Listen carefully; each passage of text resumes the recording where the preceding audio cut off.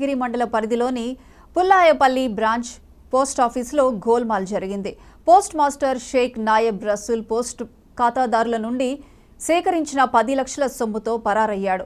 శుక్రవారం పుల్లాయపల్లి గ్రామానికి చెందిన పోస్టల్ ఖాతాదారులు రైతు నాయకులు కాకు వెంకటయ్య, వైసీపీ నాయకులు కల్లూరి కృష్ణారెడ్డితో కలిసి పోస్టాఫీస్ ముందు ఆందోళన చేశారు.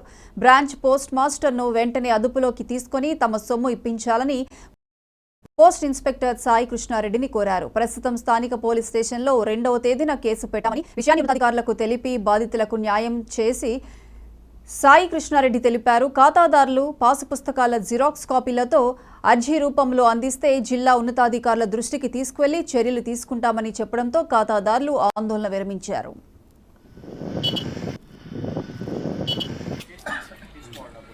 ఆ ఎస్బీ అకౌంట్ చేస్తానని చెప్పి